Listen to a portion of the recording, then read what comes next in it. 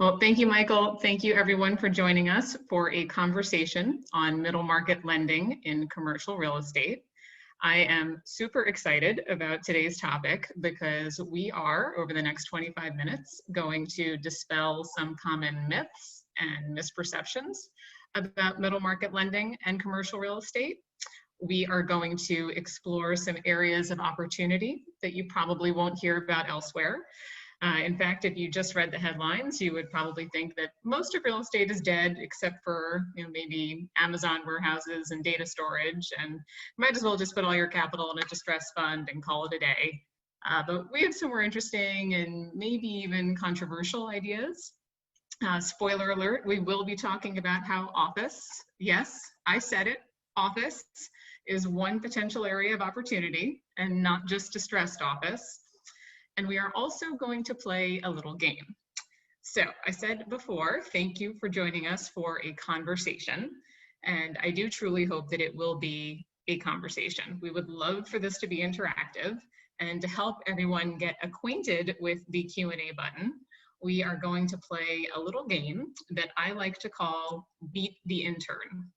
So my intern, Ailish, is logged in, and I'm going to throw out some questions, and she's going to type in her answer. And I invite everyone else who's listening to type in your own, and we will see if you guys know more than an intern.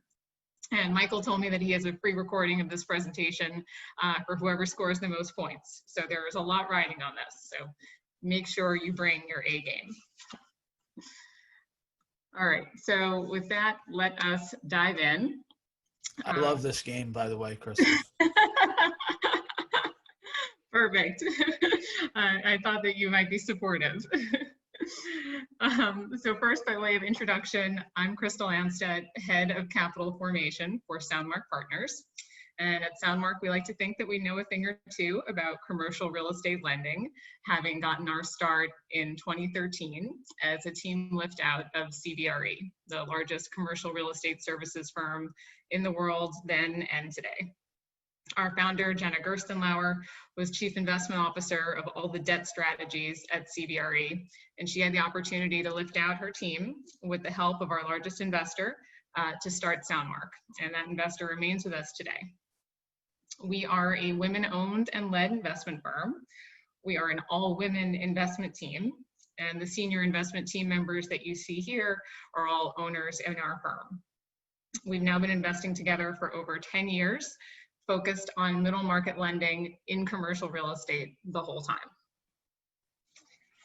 So let's talk about that for a minute. What is that? What is middle market lending in commercial real estate?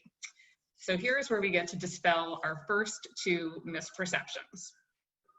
When you hear the words middle market lending, you would be forgiven if you immediately think corporate lending, direct lending, private credit, private companies.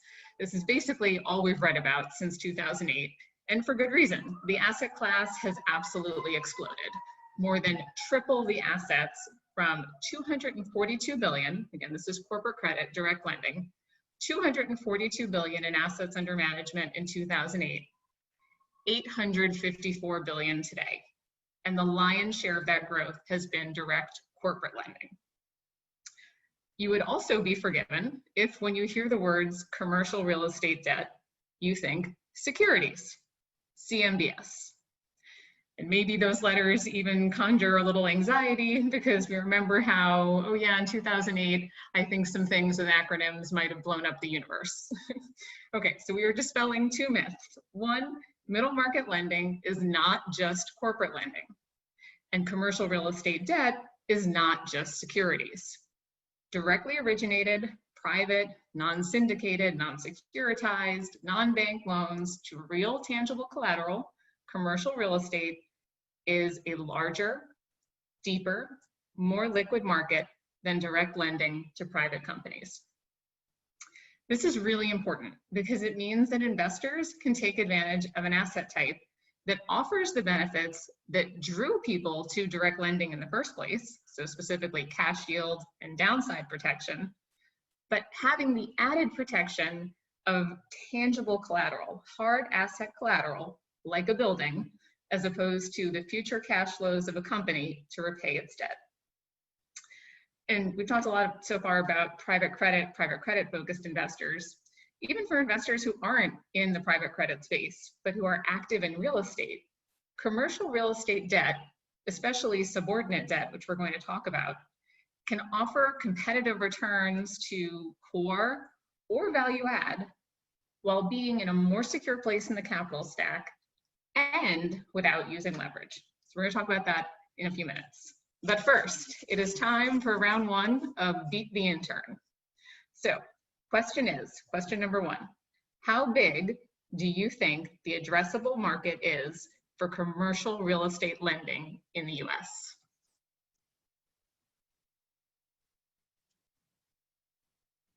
We'll look at our Q&A box. And if you have any trouble with the Q&A box, you are also welcome to use the chat box. Okay, we have one answer in. Any other brave souls? Okay, 2 answers. Give you guys another second. Again, the question is total addressable market for commercial real estate lending in the US.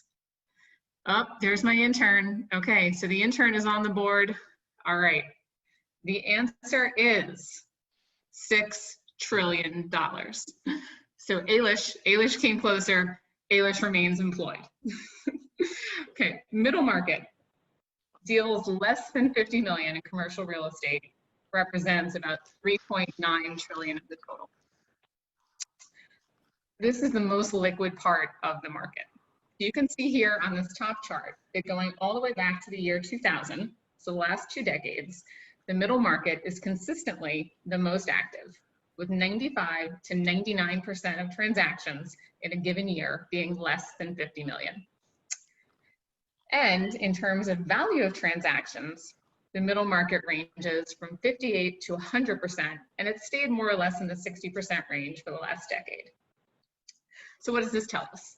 So for groups focused on the top end of the market, this 1% here, I don't know if you guys can see my cursor, but I'm circling the 1%. The deals over 50 million, that space has become so incredibly competitive with so much capital chasing a very small number of opportunities.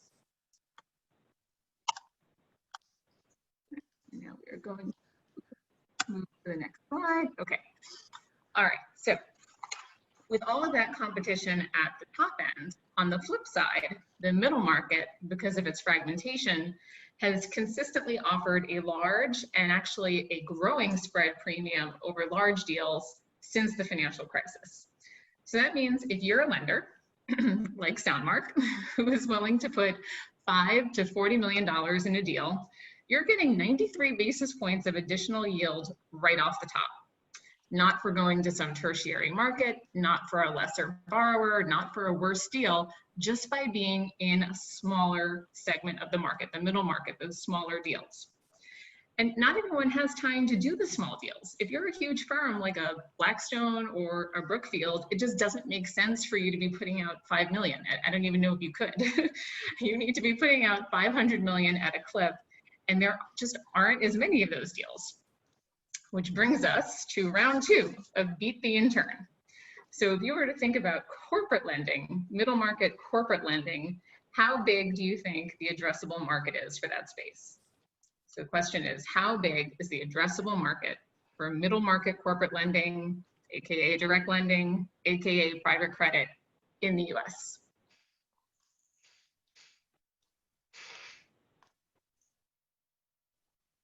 Okay, got 2 answers. Ailish is on the board. We have 1 other brave soul. Oh, 2, okay. All right, good, very good. All right, well, Jay Marr, you actually are the closest. So the addressable market, according to Preqin, for direct lending in the private corporate sphere here in the US is $625 billion. So let's put those numbers now in context of dry powder chasing those opportunities. So recall before, we said that the addressable market for US commercial real estate lending is 3.9 trillion. And currently the amount of dry powder for US focused real estate debt funds is 39 billion. 3.9 trillion, $39 billion in dry powder. The amount of dry powder for US direct lending funds is 60 billion. So that means if you are a direct lending fund, and we can do basic math here, you've got to do about 1 out of every 10 deals that you see. And for real estate debt funds, it's more like 1 out of every 100. And that is why it is not surprising at all when you hear about how in direct lending on the corporate side, terms are getting eroded, yields are getting compressed, this concept of cov light we keep hearing about, because it's just that competitive. I had one private equity manager tell me that when he's ready to do a deal to buy a company, he basically just writes down on the term sheet what yield does he want to pay, what interest rate, what are the terms, and then he'll send it around to the different direct lending shops that you would like to partner with and see who hits the bid. Thankfully, that is not our world in commercial real estate lending. So what is our world? Okay, at Soundmark, we focus on subordinate lending. We directly originate subordinate loans, meaning mezzanine loans and preferred equity, to owner-operators of commercial real estate. So in this illustration, you can see that subordinate debt, the orangey, yellowish portion, sits in between senior debt and equity in the capital stack. So at the top, the higher upside portion here in green, we have equity, and at the bottom, we have the greater downside protection and senior debt. Senior debt, like a first mortgage from a bank, typically earns about a 4 to 5% interest rate in today's market. And most banks are willing to go up to about 60% loan to value. Then here at the top, equity typically expects an 18% or more expected return, depending on the opportunity, the type of strategy, and that, of course, is the first loss capital. So subordinate debt here in the middle, where we focus, is generally in the 60 to 85% loan to value range, and interest rates, interestingly, both today and over time, because this really doesn't change much through the different cycles, interest rates are generally in the 11 to 14% range for subdebt. So the natural question we get all the time, and this is not part of our game, we're not going to beat up our intern because she actually learned this on day one. But the natural question that we get all the time is, why on earth 7 to 14%? And the answer is that it's actually a really attractive option for borrowers. So remember, looking here at the bottom in green, the bank is not going to go beyond 60% loan to value. So your option as a building owner operator in need of financing is to either put more equity down or take out a subordinate loan from a lender like us. And the attractive part of that is that by taking out a subordinate loan from us, you're one, putting less equity down. So naturally the concept of leverage, less money down, same return equals higher, more capital back to you when you sell the building. And it's also less dilutive. Maybe you don't want to bring in more equity partners. You'd rather just take out a loan because even after paying interest, once you sell the building at the sale price that you were expecting as the optimistic equity owner that you are, you're going to get a much higher profit by using less of the expensive capital, the equity, and more of the cheaper capital. Remember, the equity was 18% cost of capital. We're only 11 to 14%. You end up with a higher return even after paying interest. So shameless plug here, we do have a video on our website of how this works. I am boiling it down as simply as possible, just in the interest of time, but certainly happy to talk more about it or invite you to check out our video. Okay, so I said at the beginning that we were going to dispel some myths and misperceptions, and we are about to blow up a big one. So one of the biggest misperceptions about subordinate lending in real estate is that if something goes wrong, you as the mezzanine lender are permanently second in line to the senior. And that if the borrower should default, the senior lender gets control of the building and the mezz lender is just like any other second lien holder in any other space in credit, they get whatever's left. And I can totally see why people would think this, because we get this question all the time. And that's basically how it works in the corporate world. And investors have had a bad enough experience with that you really can't even say mezzanine lending in the corporate world anymore. It's been rebranded as junior lending. We can still say mezzanine in real estate because that's not how it works in our space. In the loans that we originate at Soundmark, we negotiate into the agreement upfront the ability to do something very important that's called step into the senior, which means that if the borrower should default, we, as the subordinate lender, can keep the senior current and take control of the building. For mezzanine loans specifically, there's actually a very simple and efficient process called a UCC foreclosure, stands for Uniform Commercial Code under the law, in which mezzanine lenders have very specific self-help remedies that help you avoid a long, messy, costly court process. So you get control of the collateral, you can pursue whatever remedies make the most sense for that opportunity. So you're getting that downside protection that we talked about before. So let's take a look at a sample loan. Okay, so this is a preferred equity deal that we did recently. For us, preferred equity is structured very similarly to mezzanine. We have another video on that that I invite you to check out. I won't get into it now, again, in the interest of time. But for us, just suffice it to say that preferred equity, very similar to mezzanine. So in this deal, which is a $6 million preferred equity loan for a ground up multifamily development in Portland, Maine. Portland is a growing city, very attractive destination for retirees. It's less than a 2-hour drive from Boston. This particular deal, we'd worked with the developer in the past, so huge track record, great performance. We found this deal through the senior lender who reached out to us specifically saying they loved working with us. They were already out of the ground with a building that was 40% pre-sold when we got involved with a sponsor whose proven sponsor had worked on 10 other properties in Portland, so in the same area. I share all of this color to paint the picture that this is a good deal. This is not a really distressed, scary deal that no one would touch. And yet, when you look at these terms, this is not what you see in other parts of direct lending. These are full terms, full interest rate, and even perhaps even more importantly, full recourse, not just to the principal, but to the full return against warm body guarantors. So we are guaranteed the full return that we are expecting on this investment from real live bodies with ample reserves. We think that this is a great deal, and this is not a unicorn. These are the types of opportunities that we see, and we see them all the time, and we're actually seeing even more of them in this new environment that we're in. One specifically because we have capital to deploy, which is a situation that we know is not the same across our peer group. And because we've generated for ourselves a reputation of being able to move quickly. And that's important. So I'm not going to spend too much time here because sourcing is a very long conversation, and certainly more about our strategy and what specifically we're looking for in that. But I do think that, you know, for the purposes of this conversation, which is meant to be more educational about the space, it's true throughout that relationships and reputation are key.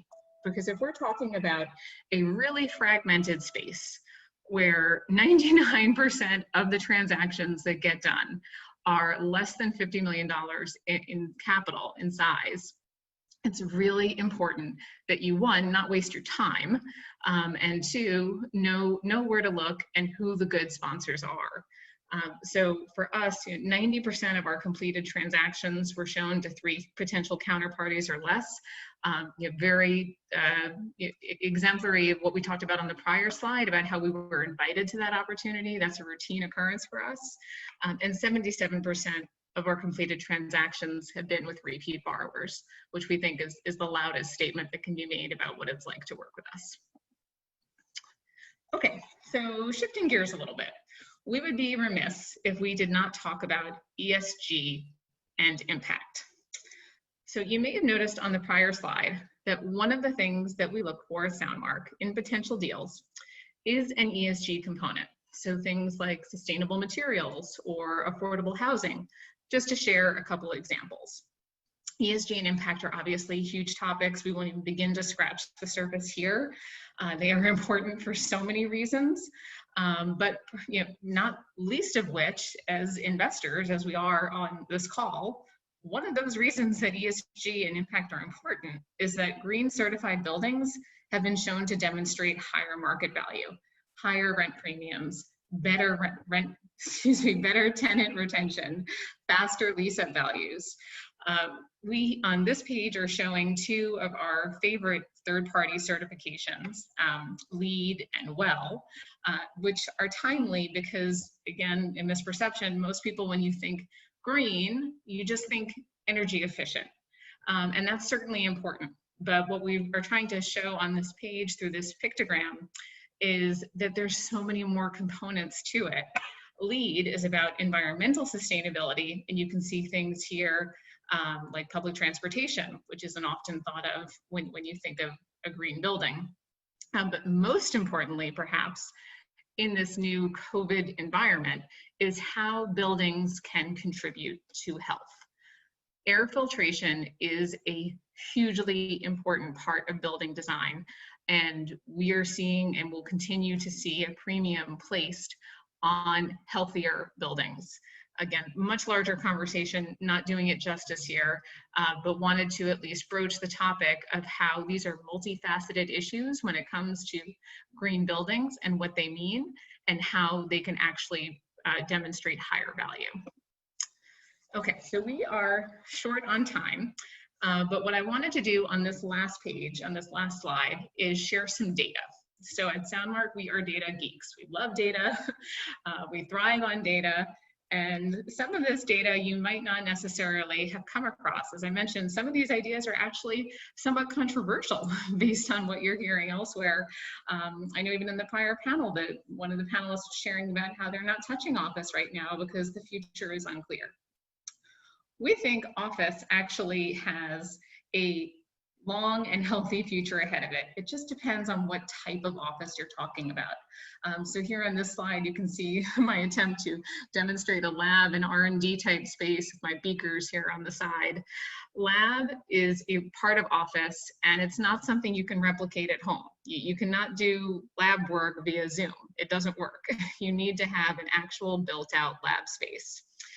And even for regular way office type work, the type of work that I do, there are other office workers like myself that will have said, and one study from Gensler, getting to the data points, do not want to work full-time from home. So Gensler, the global architecture and design firm, put out a study last week that only 12% of respondents wanted to work from home full-time, and 70% wanted to work in an office most of the week. JLL reported in their Future of Office Demand study that they just put out that it's not just about productivity. It's the informal conversations, the relationship building that you can't emulate via email and via Zoom, and some of the collateral benefits that come out of that, like employee health and well-being, that are really going to drive the demand for office. And then I know we're out of time, Michael, and I promised to finish on time. So maybe just very quickly on multifamily. This one, again, seems very controversial because people are thinking COVID, no one wants to live in an apartment, everyone's going to buy a house. It's actually not the case. So one, sadly, not everyone can afford to buy a house. So Realtor.com put out a study saying that it takes 4 years to replace the depleted savings of 6 months of unemployment, and that 40% of 25 to 34-year-olds will not be buying homes ever based on where they see themselves in their financial situation right now. And then also for those that are living in existing apartments, a lot of the existing workforce housing, average vintage there is 1970. So huge need for renovation and new development. I will leave it there. So much more to talk about, but yes, thank you. Crystal, you have some questions, and I want to make sure that you have an extra 5 minutes, so feel free to go to 3 o'clock. You have a question here from a registered investment advisor. Do you use outside property managers or asset managers? Oh, Great question. Thank you. So I'll take the asset management part of that first. We do our own in-house asset management. We believe that's critically important and certainly shown to be of tremendous value during this latest market disruption. Having that direct line of communication with your borrowers where you're directly receiving rent rolls, balance sheets, income statements, all of that is just tremendously valuable. For property managers, we strongly believe in professional property managers and often will encourage sponsors to pursue them. So we think that that's a very important part that we see absolute value in. Okay, great.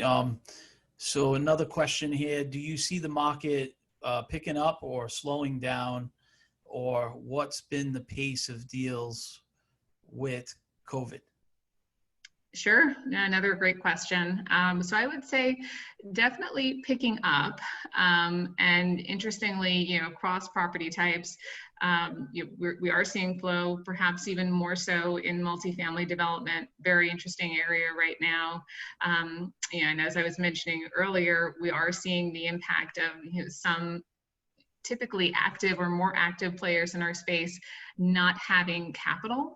So I alluded to this earlier, but we do not use leverage in our strategy. We think, as hopefully was clear as we talk through some of the elements of return potential in our space, you can really generate very attractive returns without the use of leverage while still having really strong downside protection. So we don't use leverage, but those who have, with the fluctuations in the market and what we've seen, have experienced some pretty extreme margin calls, which has definitely taken an impact on their available liquidity.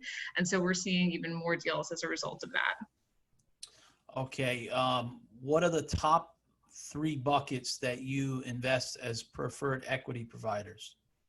Sure. No, another great question. I would say that one of the things about our approach is that we always talk through with sponsors what their needs are and try to think through the most appropriate capital solution.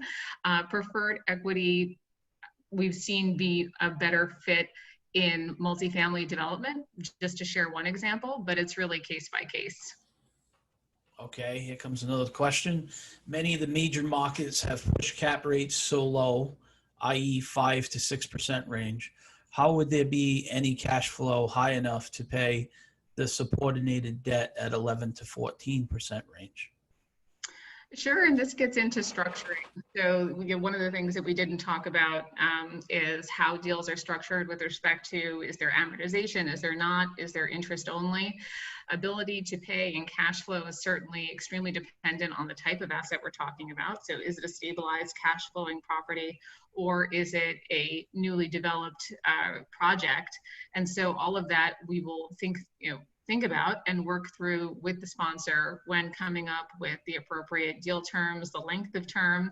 We are an open-end fund, so we have the ability to do deal terms that range from 2 to 10 years, and we will match the term to the opportunity and not to the investment period of our fund. And that puts us in a really strong position because it means that we're never going to be a forced seller as an open-end fund, and we're never going to have to put our capital out in a situation where the repayment would be stressed.